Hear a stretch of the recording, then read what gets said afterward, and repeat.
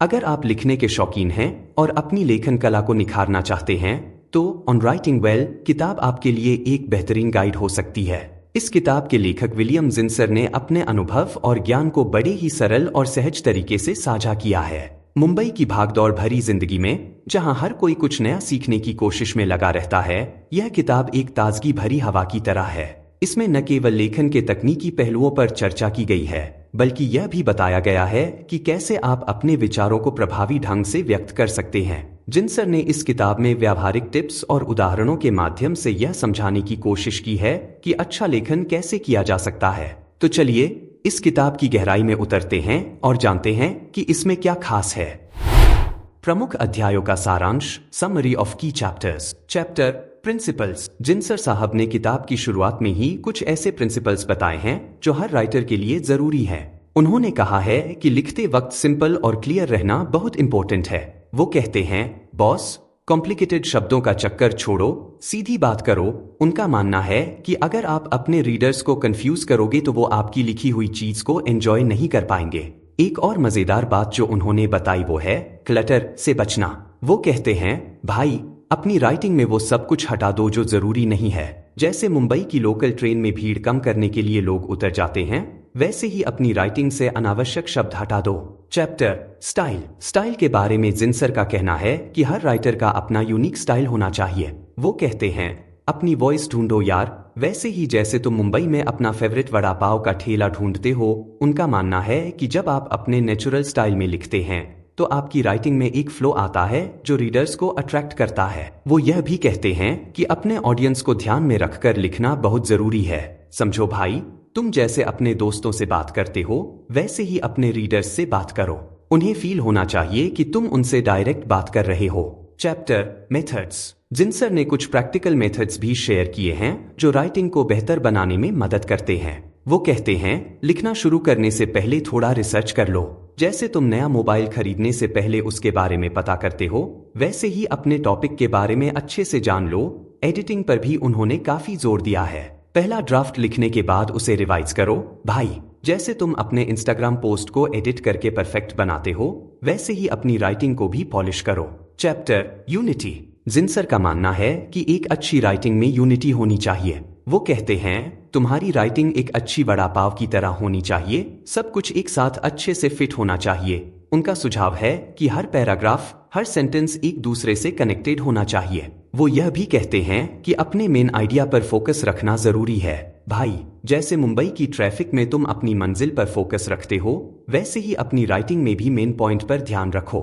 Chapter the lead और the ending. जिंसर ने शुरुआत और अंत के महत्व पर भी जोर दिया है। वो कहते हैं, तुम्हारी शुरुआत ऐसी होनी चाहिए जैसे मुंबई का पहला मॉनसून, एकदम धमाकेदार। रीडर को पहले ही सेंटेंस में पकड़ लो। एंडिंग के बारे में उनका कहना है, लास्ट में कुछ ऐसा लिखो जो रीडर के दिमाग में घर कर जाए। जैसे फिल्म का क्लाइमैक्स याद रहता है, वैसे ही तुम्हारी राइटिंग का लास्ट पार्ट भी इंप्रेसिव होना चाहिए। Chapter non fiction.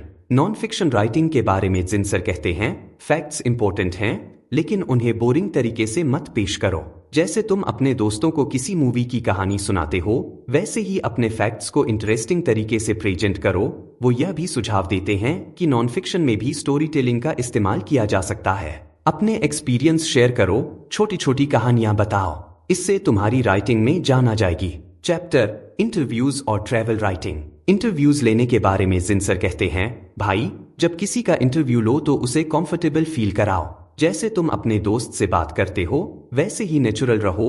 Travel writing पर उनका सुझाव है, जब तुम किसी जगह के बारे में लिखो तो उसकी फीलिंग कैप्चर करो। सिर्फ टूरिस्ट स्पॉट्स के बारे में मत लिखो, लोकल कल्चर और लोगों के बारे में भी बताओ। चैप्टर साइंस और टेक राइटिंग। साइंस और टेक के बारे में लिखते वक्त जिंसर का मानना है कि सिंप्लिसिटी बहुत जरूरी है। वो कहते हैं, कॉम्प्लिकेटेड टर्म्स को ऐसे एक्सप्लेन करो जैसे तुम अपनी दादी को समझा रहे हो। टेक्निकल चीजों को भी सिंपल लैंग्वेज में बताओ।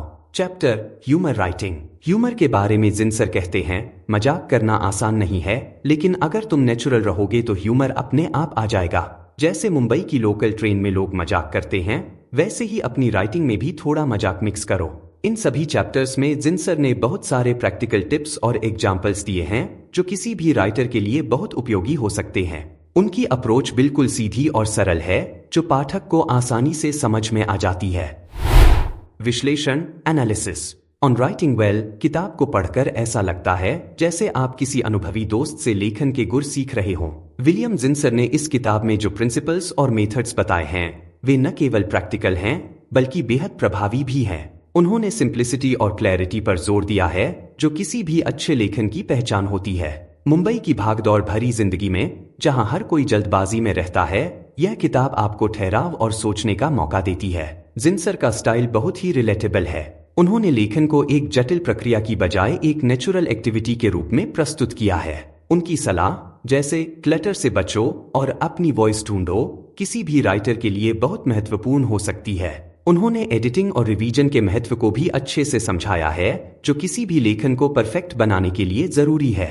Non fiction, interviews, travel writing और ह्यूमर राइटिंग पर उनके विचार भी बहुत उपयोगी हैं। उन्होंने हर टॉपिक को बड़े ही सरल और सहज तरीके से एक्सप्लेन किया है जिससे पाठक को समझने में कोई दिक्कत नहीं होती। कुल मिलाकर ऑन राइटिंग वेल एक ऐसी किताब है जो हर राइटर को पढ़नी चाहिए। निष्कर्ष, कंक्लूजन। ऑन राइटिंग वेल किताब एक मास्टरपीस है जो हर राइटर के लिए एक गाइड बुक की तरह काम कर सकती है। विलियम जिंसर ने अपने अनुभव और ज्ञान को बड़े ही सरल और सहज तरीके से साझा किया है जो किसी भी राइटर के लिए बेहद उपयोगी हो सकता है। उनकी सलाह और प्रैक्टिकल टिप्स न केवल लेखन को बेहतर बनाते हैं बल्कि उसे एक नई दिशा भी देते हैं। मुंबई की तेज रफ्तार जिंदगी में यह किताब आपको ठहराव और सोचने का मौका देती है। अगर आप अपनी लेखन कला को निखारना चाहते हैं तो ऑन राइटिंग वेल जरूर पढ़ें। तो फ्रेंड्स, आज की बुक रिव्यू आपको कैसी लगी कमेंट करके जरूर बताएं और आपको कोई बुक समरी सुननी है तो हमें जरूर बताएं। रिव्यू एंड तक सुनने के लिए आपका धन्यवाद। ऐसे ही ढेर सारी बुक रिव्यूज आप dybooks.in पर भी पढ़ सकते हो। मिलते हैं अगली बुक रिव्यू में।